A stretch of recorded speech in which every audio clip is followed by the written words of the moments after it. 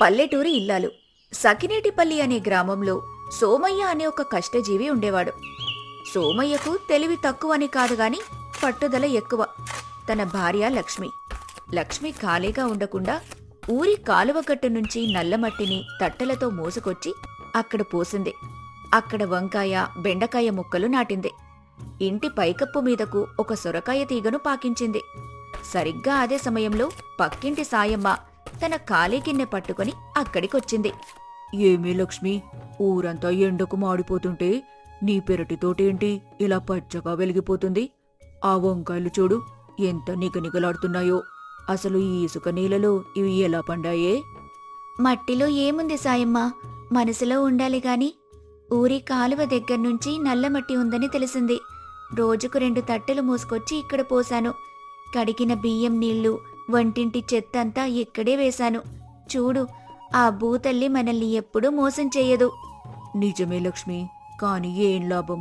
నీ తోటలో వండుకోవడానికి కూరగాయలైతే ఉన్నాయి కాని ఇంట్లో వండడానికి ఒక్క బియ్యం గింజైనా ఉందా? నా పరిస్థితి చూడు, పొయ్యి వెలిగించి 2 రోజులైంది. పిల్లలు ఆకలితో అల్లాడుతున్నారు. కూరలుంటే మాత్రం గంజి లేకుండా ఎలా తింటామే? నీ బాధ నాకర్థమవుతోంది సాయమ్మ. నా ఇంట్లో కూడా అదే పరిస్థితి. ఇదిగో ఈ సొరకాయ తీగ వైపు చూడు, కాయలు ఎంత బరువుగా వేలాడుతున్నాయో. ఇవున్నాయి కాబట్టి ఈ కరువులో ప్రాణాలు నిలబడుతున్నాయి. కాని గంజి కాచుకోవడానికి ఒక్క ధాన్యం గింజ కూడా లేకపోవడం ఎంత బాధాకరం. సోమయ్య 2 వరహాలతో సంతకు వెళ్లారు. ఏదైనా తెస్తారని దారి చూస్తున్నాను. అసలు ఈ 7 వర్షాలు ఎందుకు రానట్టు లక్ష్మి? పెద్దవాళ్లు ఏదో శాపం తగిలిందంటున్నారు. శాపం కాదు సాయమ్మ, ప్రకృతి ఇచ్చే సంకేతం. వర్షాలు వచ్చే ముందు ఆ గాలిలో ఒక రకమైన తడివాసన రావాలి. ఈసారి ఎండలు మండిపోతున్నా ఆ వాసన రాలేదు. పైగా ఈ వలస పక్షులను చూసావా? అవి ఈ ఏడాది అడవి వైపు వెళ్లకుండా ఊరి బయట చెరువుల దగ్గరే ఆగిపోయాయి. అంటే అడవిలో నీళ్లు ఉండవని వాటికి ముందే తెలుసు. మనకే అర్థం కాలేదు. అయ్యో, నీకింత తెలివుందేంటి లక్ష్మి? ప్రకృతిని ఇలా కూడా చదవచ్చని నాకు తెలీదే. అందరూ ఆ భూస్వామి ఇచ్చే అప్పుల కోసం ఎదురు చూస్తున్నారు కాని నీలాగా సొంతంగా ఏదో ఒకటి చేద్దామని ఎవ్వరూ అనుకోవడం లేదు. అప్పు అనేది ఒక ఊబి సాయమ్మ. ఆ చలపతి గారు ఇచ్చే వరహాల వెనుక 7 గుంటల పొలముంది. మనం ఈ కరువును తట్టుకోవాలంటే ఒకరికొకరం సాయం చేసుకోవాలి. ఇదిగో ఈ 4 వంకాయలు, ఈ సొరకాయ ముక్క తీసుకెళ్ళు. బియ్యం లేకపోతే ఏముంది, ఈ కూరలనే ఉడకబెట్టుకుని తింటే కాస్త శక్తి వస్తుంది. నువ్వు దేవతవే లక్ష్మి. నీ దగ్గర ఏమీ లేకపోయినా నాకిస్తున్నావు. ఈ కరువు ఎన్నాళ్ళు ఉంటుందో ఏమో కాని నీలాంటి స్నేహితురాలు ఉండటం నా అదృష్టం అని అక్కడ్నుంచి వెళ్ళిపోతుంది సాయమ్మ. ఇక సోమయ్య వణుకుతున్న అడుగులతో భూస్వామి చలపతి దగ్గరికి వెళ్ళాడు. అయ్యగారు, దండాలండి. ఈ నెల కూలీ డబ్బులు ఇస్తారని వచ్చానండి. ఇంట్లో కనీసం గింజలు కూడా లేవండి. కూలీ డబ్బులా? యారా సోమయ్య, నీకు సిగ్గుగా లేదు? నా దగ్గర పొలం పనుల కోసం నువ్వు తీసుకున్న 15 వరహాల అప్పు సంగతి ఏంటే? అది కట్టకుండా కూలీ అడుగుతున్నావా? అయ్యో అయ్యగారు, ఈ ఏడాది పంట పండుతుందని ఆశపడ్డానండి. కానీ వర్షాలు లేక పెట్టుబడి అంతా మట్టిలో కలిసిపోయింది. వచ్చే ఏడాది పంట పండాక వడ్డీతో సహా కడతానండి. దయచేసి ఈసారికి కూలీ డబ్బులు ఇప్పించండి. వచ్చే ఏడాది దాకా ఎవడాగుతాడ్రా? నా డబ్బులు నాకు ఇప్పుడే కావాలి. ఒక పంచేయి, నీ అప్పు తీరే వరకు నువ్వు నా పొలంలోనే వెట్టి చాకిరీ చేయాలి. నీకు ఒక్క పైసా కూడా కూలీ ఇవ్వను. అప్పులో జమ చేసుకుంటాను. ఏమంటావు? హాయ్ గారు, గంజి కాచుకోవడానికి కూడా ఇంట్లో ఒక్క ధాన్యం గింజ కూడా లేదయ్యా. అలా అంటే మా ఆకలి ఎలా తీరుతుందండి? మా ఆవిడ లక్ష్మి ఇంట్లో ఆకలితో అల్లాడుతోంది. కాళ్ళు పట్టుకుంటానయ్య గారు, ఈ ఒక్కసారికి సాయం చేయండి. సోమయ్యకు ఆ క్షణంలో తన భార్య లక్ష్మి మాటలు గుర్తొచ్చాయి. సరిగ్గా 3 నెలల క్రితం సోమయ్య విత్తనాలు కొనడానికి సిద్ధమవుతున్నప్పుడు లక్ష్మి అతన్ని ఆపింది. ఏవండి, నా మాట వినండి. ఈ ఏడాది మనం పొలం వేయొద్దు. వర్షాలు సరిగ్గా పడవు. అప్పులు చేసి కష్టపడటం తప్ప మనకు దక్కేది ఏమీ ఉండదు. ఏంటే లక్ష్మి, నీకు పిచ్చి పట్టిందా? ఆకాశం నిండా మబ్బులున్నాయి. వర్షం రాక ఏమవుతుంది? పక్క పొలం నాగయ్య విత్తనాలు చల్లుతున్నాడు. నేను కూడా చల్లాలి. ఆకాశంలో మబ్బులు చూసి వర్షం వస్తుందని నమ్మకండి. సోమయ్య అలా ఆలోచిస్తూ ఉండిపోతాడు. చలపతి చూసి గట్టిగా అరుస్తాడు. ఏంట్రా సోమయ్య, నిలబడి అంతలా ఏం ఆలోచిస్తున్నావు? సోమయ్య భూస్వామి కాళ్ల దగ్గర పడి ఏడుస్తున్నాడు. చలపతి ఆఖరికి జాలిపడినట్టు నటించి ఒక పని చెప్పాడు. సరే, అంతగా ఏడుస్తున్నావు కాబట్టి ఒక పని చెయ్యి. ఊరి బయటున్న నా గిడ్డంగి నుంచి ఆ గుమ్మడికాయల బస్తాలు మోసి నా ఇంటి దగ్గర పడేయ్. ఆ పని పూర్తి చేస్తే ఇదిగో ఈ 2 వరహాలు ఇస్తాను. అప్పు అలాగే ఉంటుంది. సోమయ్య కష్టపడి ఆ బస్తాలు మోసి ఆ 2 వరహాలు తీసుకుని సంతోషంగా సంతలో కొన్ని గింజలు కొని ఇంటికి వెళ్ళాడు. సోమయ్య వెళ్ళిపోగానే, చూసావా ముత్యాలు, ఆ 2 వరహాలు పట్టుకుని వాడు ఎంత సంబరంగా వెళ్తున్నాడో. వాడి దరిద్రం వాడికి అమృతంలా అనిపిస్తోంది. అవునయ్య గారు, వాడు పరమామాయకుడు. కాని ఆ 7 గుంటల భూమిని మాత్రం ప్రాణం కంటే ఎక్కువగా ప్రేమిస్తున్నాడు. దాన్ని వదులుకోమంటే చేస్తాడు కాని ఇవ్వడు. అదే నా కడుపు మంట ముత్యాలు. చుట్టూ నా 100 ఎకరాల భూమి ఉంటే దాని మధ్యలో వాడి 7 గుంటల పొలం ఒక పచ్చని రత్నంలా మెరుస్తోంది. ఆ భూమి నా గుప్పిట్లోకి రావాలి. అది జరగాలంటే వాడు ఇంకా పేదరికంలోకి వెళ్ళాలి. ఆకలితో అల్లాడిపోవాలి. ఇల్లు గడవక, అప్పులు తీర్చలేక వాడు వీధిన పడాలి. అప్పుడు గత్యంతరం లేక ఆ భూమి కాగితాలను నా కాళ్ళ దగ్గర పడేస్తాడు. ఈ కరువు మనకు దేవుడిచ్చిన వరం ముత్యాలో. వాడిని ఇంకా ఇబ్బందుల్లోకి నెట్టాలి. అప్పుడే ఆ మట్టి నా వశమవుతుంది. నిజమే అయ్యగారు, మీరు చెప్పింది అక్షర సత్యం. వాడు అప్పు తీర్చలేక సతమతమవుతుంటే ఆ 7 గుంటల పొలం మన ఖాతాలోకి రావడం ఖాయం. సోమయ్య, లక్ష్మి చీకట్లో కూర్చొని గంజి తాగుతున్నారు. సోమయ్య ముఖం దించుకొని కూర్చున్నాడు. లక్ష్మి, నన్ను క్షమించు. నువ్వు చెప్పిన మాట వినకుండా నేను పెద్ద తప్పు చేశాను. నా మూర్ఖత్వం వల్ల మన ఇంటిని కరువులోకి నెట్టాను. ఆ భూస్వామి దగ్గర అప్పు తీర్చే దారి కనిపించడం లేదు. బాధపడకండి. మీరు ఏదో మన ఇంటి బాగు కోసమే కదా చేశారు. పంట పండితే మన కష్టాలు తీరుతాయని ఆశపడ్డారు తప్ప అందులో స్వార్థమేదీ లేదు కదా. ఇప్పటికైనా నా మాట వింటానన్నారు. అదే నాకు 10,000 వరహాలతో సమానం. అవును లక్ష్మి, ఇక నుంచి నువ్వు ఏది చెబితే అదే చేస్తాను. కానీ లక్ష్మి, నీకొక విషయం అడగాలి. అసలు వర్షాలు పడవని నీకంత ఖచ్చితంగా ఎలా తెలిసింది? ఎవరైనా చెప్పారా? నాకెవరూ చెప్పలేదండి.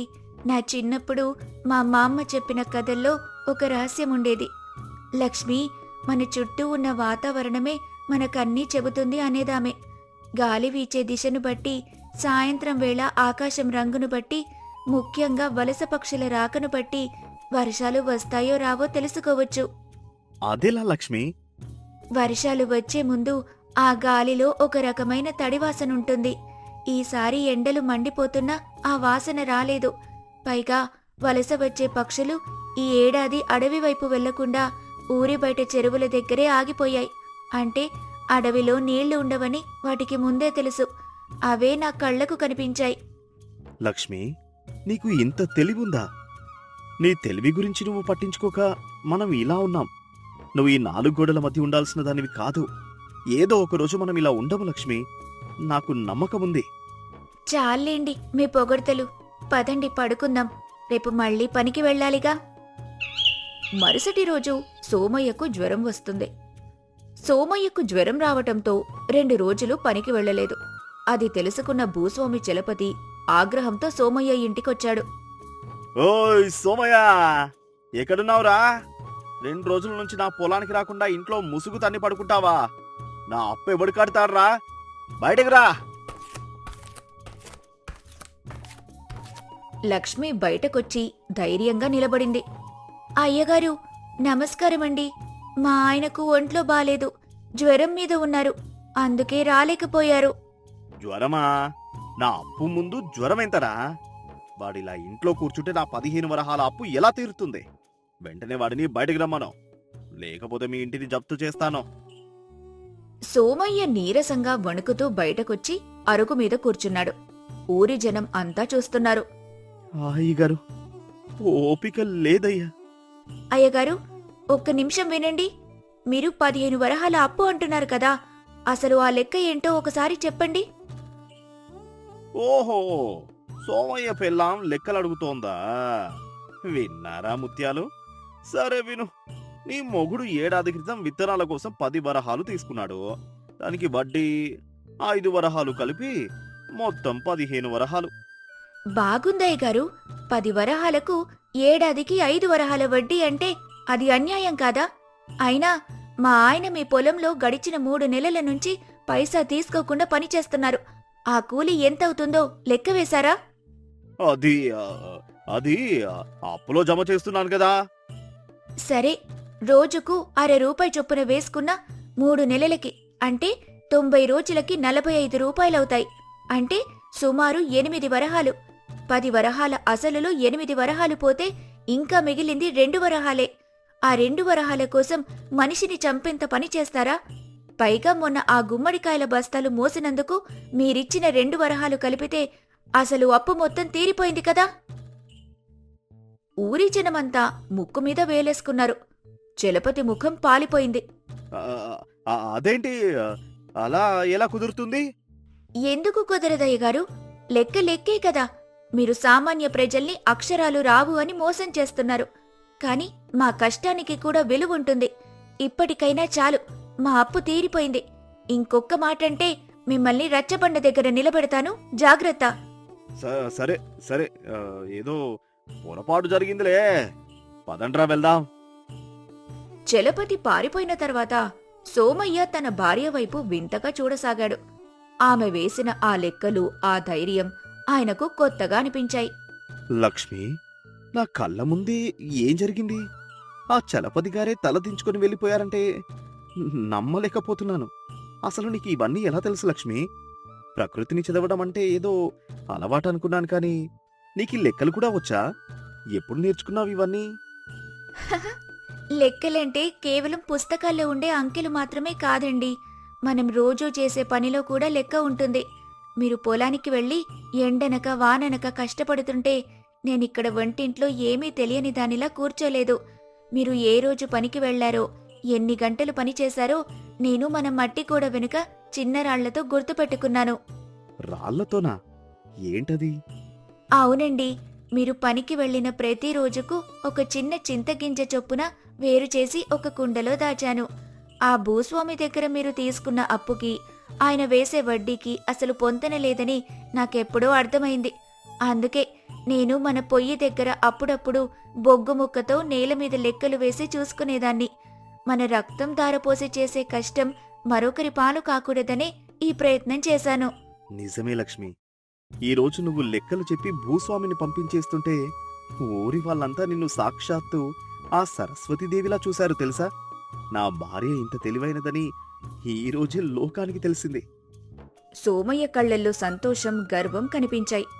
ఆ రోజు నుంచి సకినేటిపల్లిలో సోమయ్య, లక్ష్మి గర్వంగా జీవించారు. లక్ష్మి తెలివితేటలు ఆ ఊరి ప్రజలకు ఒక గొప్ప పాఠాన్ని నేర్పాయి. ఎవరూ మోసం చేయలేరనే ధీమా ఆ దంపతుల్లో పెరిగింది. చదువు అక్షరాల్లోనే కాదు, లోకజ్ఞానంలోనూ ఉంటుంది. తెలివైన భార్య ఇల్లాలు మాత్రమే కాదు, ఇంటికి ధైర్యమిచ్చే యోధుడు కూడా. రామాపురం గ్రామం మళ్లీ ఒక కొత్త పంటకు సిద్ధమవుతోంది. రామయ్య ఇంట్లో సుఖశాంతులు వెల్లివిరిశాయి.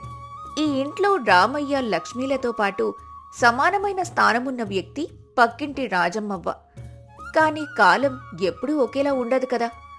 ఆకాశంలో నల్లటి మేఘాలు కమ్మినట్లుగా రాజమ్మవ్వ జీవితంలోనూ, రామయ్య ఇంట్లోనూ ఒక పెద్ద తుఫాను రాబోతుంది. రామయ్య పొలం నుంచి వస్తూ ఒక చిన్న మూటను పట్టుకుని వచ్చాడు. ముఖంలో 1000 వోల్టుల వెలుగు కనిపిస్తోంది. లక్ష్మి, ఓ లక్ష్మి, ఇదిగో చూడు, ఈసారి పంట అమ్మగా వచ్చిన లాభం. జమీందార్ గారు ఈసారి ఒక్క పైసా కూడా తక్కువ ఇవ్వలేదు. నీ పుణ్యమా అని మన దగ్గర ఇప్పుడు 500 రూపాయలున్నాయి. ఇవి మన భవిష్యత్తు కోసం, మన అవసరాల కోసం దాచుకున్న సంపద. అయ్యో, ఎంత అదృష్టమండి! ఇన్నేళ్ల కష్టానికి ప్రతిఫలం దక్కింది. అవ్వా, చూసావా అవ్వా, మన రామయ్య కష్టానికి దేవుడు కరుణించాడు. చూశాను లేవే తల్లి, రామయ్య మట్టి మనిషి. వాడిని ఆ దేవుడు ఎప్పుడూ కాపాడతాడు. రామయ్య తమ్ముడు, ఈ డబ్బులు ఇంట్లో ఉంచితే దొంగల భయం, జమీందారు కన్ను కూడా పడొచ్చు. నా దగ్గర ఒక పాత ఇనప్పెట్టుంది. అందులో పెట్టి లోపల పాత సామాన్ల మధ్య దాద్దాం. ఎవ్వరికీ అనుమానం రాదు. నిజమే అవ్వా, నీకంటే నమ్మకస్తులు ఎవరుంటారు? ఇదిగో ఈ డబ్బులు, లక్ష్మి పెళ్లి గొలుసు కూడా ఇందులో ఉన్నాయి. ఇవన్నీ నీ దగ్గరే ఉంచు. సరే నాయనా, నీ నమ్మకాన్ని ఎన్నటికీ బొమ్ము చెయ్యను. నా ప్రాణమున్నంత వరకు ఈ సొమ్ముని కంటికి రెప్పలా కాపాడుకుంటాను అని ఆ డబ్బులు బంగారమున్న మూటను అందుకొని తన కొంగున భద్రంగా కట్టుకుంది. అవ్వా, ఆ డబ్బుల సంగతి సరేలే కాని ఇప్పుడే ఎక్కడికి వెళ్తావు? వంట సిద్ధమైంది. వేడివేడి అన్నం తిని వెళ్ళొచ్చు కదా. అవునవ్వా, రా, ముగ్గురం కలిసి అన్నం తిందాం. నువ్వు లేనిదే ముద్ద దిగదు. రాజమ్మవ్వ కాదనలేకపోయింది. ముగ్గురూ కలిసి అరుగు మీద కూర్చొని లక్ష్మి వండిన వేడివేడి అన్నం, ఆవకాయ, పప్పు తృప్తిగా తిన్నారు. ఆ సమయంలో వారి మధ్య ఉన్న అనురాగం చూస్తే ఒకే కడుపున పుట్టిన బిడ్డల్లా అనిపిస్తారు. భోజనం ముగిసిన తర్వాత రాజమ్మ అవ్వ ఆ డబ్బుల మూటను జాగ్రత్తగా పట్టుకొని తన ఇంటికి వెళ్ళింది. రామయ్య నమ్మకంతో తన సర్వస్వాన్ని రాజమ్మ అవ్వ చేతిలో పెట్టాడు. కాని ఆ నమ్మకమే రేపు విషాదంగా మారుతుందని ఆయన ఊహించలేదు. 2 రోజులు గడిచాయి. రామయ్య, లక్ష్మి సంతకు వెళ్లారు. ఇంట్లో రాజమ్మవ్వ ఒక్కతే ఉంది. పొద్దుటి నుంచి ఆకాశం కాస్త మబ్బు పట్టి ఉంది. సరిగ్గా అదే సమయంలో ఊరి బయట నుంచి ఒక వ్యక్తి వస్తూ రాజమ్మ అవ్వ ఇంటి ముందు ఆగాడు. అతన్ని చూడగానే అవ్వ గుండె ఒక్కసారిగా ఆగిపోయినంత పనైంది. అతను చిరిగిన బట్టలతో నీరసంగా ఉన్నాడు. ముఖం చూస్తుంటే ఎక్కడో పోలికలున్నట్టు అనిపిస్తోంది. రాజమ్మవ్వ వణుకుతున్న చేతులతో కళ్ళు తుడుచుకొని చూసింది. అమ్మా, నన్ను గుర్తుపట్టలేదా? నీ కొడుకుని, నీ సూర్యుని వచ్చానమ్మా. ఇన్నేళ్ల తర్వాత నీ దగ్గరికి వస్తున్నాను. సూరి, నాయనా, నా కొడుకువా? ఎక్కడికి పోయావురా తండ్రి? ఇన్నేళ్ళు నన్ను ఈ పాడు లోకంలో ఒంటరిదాన్ని చేసి ఎక్కడ తిరిగావురా? నీకోసం నా కళ్ళు కాయలు కాచేలా చూస్తూనే ఉన్నాను. అమ్మా, ఆకలి, కడుపు మాడిపోతోంది. 3 రోజుల నుంచి పచ్చి గంగైనా గొంతులో పడలేదు. ఏదైనా ఉంటే పెట్టమ్మా. అయ్యో, నా తండ్రికి ఆకలా? ఆగు నాయనా, ఇప్పుడే వండి పెడతాను. రాజమ్మవ్వ వణుకుతున్న చేతులతో పొయ్యి రాజేసి గబగబా వేడివేడి అన్నం వండింది. రామయ్య ఇంట్లో ఉన్న ఆవకాయ, కాసిన్ని నీళ్లు పోసిన పప్పు కలిపి కొడుక్కి వడ్డించింది. సూర్య ఆ అన్నాన్ని మృగంలా ఆకలితో తింటుంటే అవ్వ పక్కనే కూర్చుని కళ్ళనీళ్లు తుడుచుకుంటూ చూస్తోంది. అతను తిన్న తర్వాత మెల్లగా మాట మొదలుపెట్టాడు. అమ్మా, నేను చాలా పెద్ద తప్పు చేసి చిక్కుల్లో పడ్డాను. ఎవరి దగ్గర 1000 రూపాయలు అప్పు తీసుకున్నాను. ఊరి బయట ఆ దుండగులు నన్ను చంపడానికి కత్తులతో కాచుకుని ఉన్నారమ్మా. ఇప్పుడే ఆ డబ్బులు కట్టకపోతే నీ కొడుకు నీకు దక్కడు. నన్ను కాపాడమ్మా. నీ దగ్గరేమైనా ఉంటే ఇవ్వు, ప్రాణభిక్ష పెట్టు. నాయనా, నా దగ్గర చిల్లి గవ్వ కూడా లేదురా. నేను రామయ్య ఇంట్లో ఏదో కూలి పని చేస్తూ బతుకుతున్నాను. నా దగ్గర ఏముంటుందిరా? అమ్మా, నా ప్రాణం పోతోందంటే నీకు లెక్కలేదా? ఆ రామయ్య పెట్టెలో డబ్బులు దాచాడని నాకు తెలుసు. ఒకసారి అవివ్వు. ఇప్పుడే వెళ్ళి ఆ రుణం కట్టి వాళ్ళ కాళ్ళు పట్టుకుని వచ్చేస్తాను. మళ్ళీ నేను కష్టపడి ఆ డబ్బులు తిరిగి ఇచ్చేస్తాను. నన్ను చావనిస్తావా అమ్మా?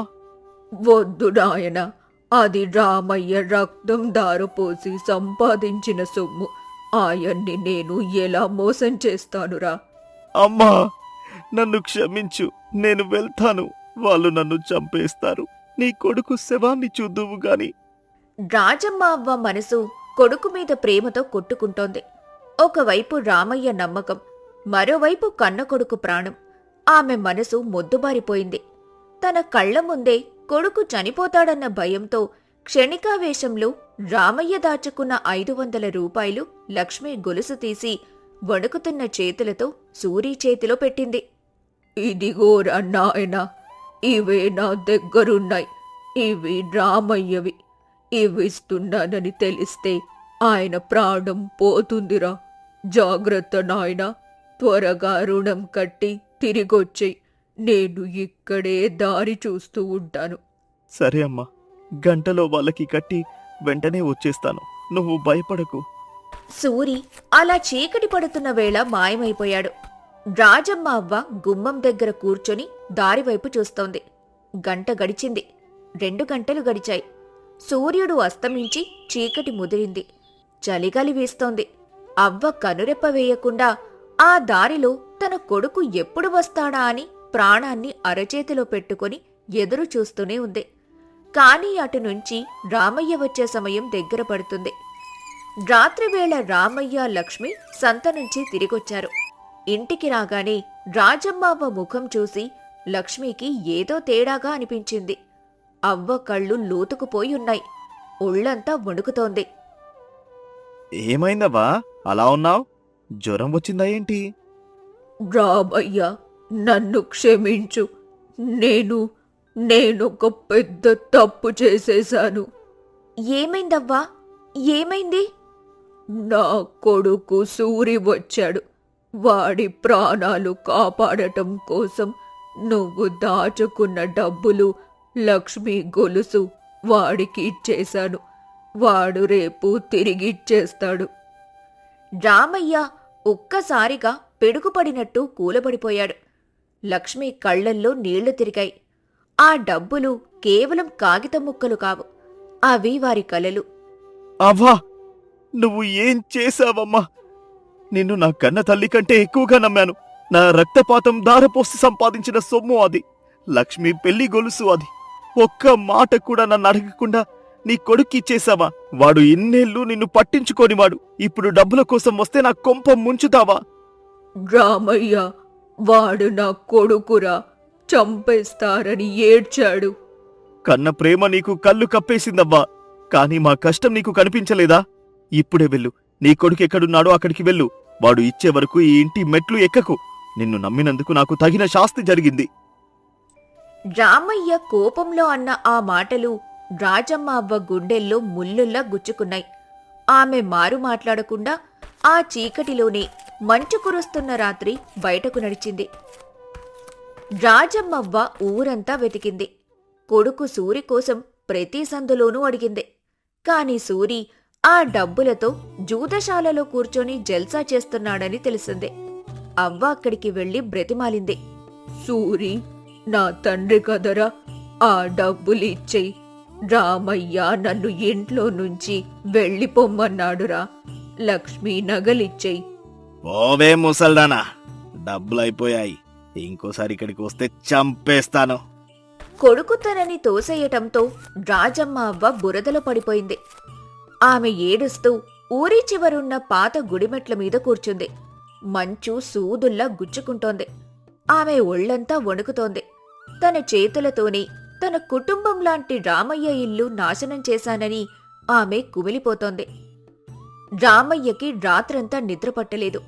కోపం తగ్గాక తన తల్లిలాంటి అవ్వని బయటకు వెళ్లగొట్టినందుకు ఆయన మనసు బాధపడుతోంది. లక్ష్మి కళ్లల్లో నీళ్లతో రామయ్య దగ్గరికి వచ్చింది. ఏవండి, డబ్బులు పోతే పోయాయి, నగలు పోతే పోయాయి. కాని ఆ ముసలి ప్రాణం ఏమైందో? ఈ చలిలో అవ్వ ఎక్కడుంటుంది? ఆవిడ చేసింది తప్పే కావచ్చు, కాని కన్న ప్రేమ ముందు ఏ లెక్కలు పనిచేయవు. మనం ఆవిడతో అలా మాట్లాడకూడదు. నిజమే లక్ష్మి, కోపంలో నేను మనిషిని కాకుండా పోయాను. అవ్వలేకుండా నేను ఒక్క క్షణం కూడా ఉండలేను. పద, ఎక్కడుందో వెతుకుదాం. రామయ్య, లక్ష్మి ఊరంతా వెతికారు. ఆఖరికి ఊరి చివరున్న పాత గుడి దగ్గరికి వెళ్లారు. అక్కడ రాజమ్మ అవ్వ నేలమీద పడి ఉంది. ఆమె చేతుల్లో ఏదో గట్టిగా పట్టుకొని ఉంది. అవ్వా, ఓ అవ్వా, లేవమ్మా, నన్ను క్షమించు. నేనేదో కోపంలో అన్నాను. రా, ఇంటికి వెళ్దాం. రామయ్య అవ్వని తాకగానే ఆమె ఒళ్ళు మంచుగడ్డలా చల్లగా ఉంది. ఆమె కళ్ళు తెరిచున్నాయి కాని ప్రాణం లేదు. ఆమె చేతిలో లక్ష్మి పెళ్లి కొలుసు మెరుస్తోంది. అవును, ఆమె రాత్రంతా కొడుకు కాళ్ల దగ్గర పడి దెబ్బలు తిని ప్రాణాలకు తెగించి ఆ గొలుసును మాత్రం వెనక్కి తీసుకొచ్చింది. కాని ఆ శ్రమకి, ఆ చలికి ఆవిడ ప్రాణం పోయింది. అవ్వా, నా నగలు నాకక్కర్లేదవ్వా. నీ ప్రాణం కంటే మాకేదీ ఎక్కువ కాదు. మమ్మల్ని అనాథల్ని చేసి వెళ్ళిపోయావా? నేను చదువుకోలేదవ్వా. అక్షరాలు తెలిసినా మనసులోని ప్రేమను చదువుకోవడం రాక ఎంత పెద్ద తప్పు చేశాను. ఈ చలిలో నా తల్లిని బయటకు తోసేసి ఎంతటి ఘోరానికి ఒడిగట్టాను. నగలు పోతే వస్తాయి, డబ్బు పోతే సంపాదిస్తాను, కాని నిన్నెలా తిరిగి తెచ్చుకోవాలమ్మా? నా పశ్చాత్తాపం నిన్ను మళ్ళీ బ్రతికించదు కదా. నీ గొప్ప మనసుని అర్థం చేసుకోలేక ఎంత పాపాన్ని మూటగట్టుకున్నాను. ఈ వార్త ఊరంతా పాకింది. జమీందారు గారు కూడా అక్కడికొచ్చారు. ఆయన కళ్ళల్లో కూడా నీళ్లు తిరిగాయి. రామయ్య, చదువున్నవాడు అక్షరాలతో లెక్కలు వేస్తాడు, కాని ఈ ముసలవ్వ ప్రాణంతో లెక్క తేల్చింది. నిన్ను నమ్మినందుకు ఆవిడ తన ప్రాణాన్నే ఇచ్చేసింది. ఈ ఊరిలో రాజమ్మ అవ్వ లాంటి గొప్ప మనసున్నవారు ఎవరూ లేరు. సురన్న, చూడు, కన్న తల్లి ప్రేమ ముందు మన స్వార్థమెంత చిన్నదో. రామయ్య రాజమ్మవ్వకి దహన సంస్కారాలు చేశాడు. తన కన్న తల్లికి చేసే గౌరవం కంటే ఎక్కువే చేశాడు. ఆ రోజు నుంచి రామయ్య తన ఇంట్లో రాజమ్మవ్వ ఫోటో పెట్టి ప్రతిరోజు పూజించేవాడు. ఏవండి, అవ్వ చేసిన తప్పు వల్ల మనం డబ్బులు పోగొట్టుకున్నామనుకున్నాం, కాని ఆవిడ తన ప్రాణంతో మనకొక గొప్ప పాఠం నేర్పింది. ప్రేమ కంటే ఏదీ ఎక్కువ కాదు. నిజమే లక్ష్మి, అక్షరాలు చదువుకోవడం కన్నా మనుషుల మధ్య ఉన్న ప్రేమని అర్థం చేసుకోవడమే అసలైన చదువు.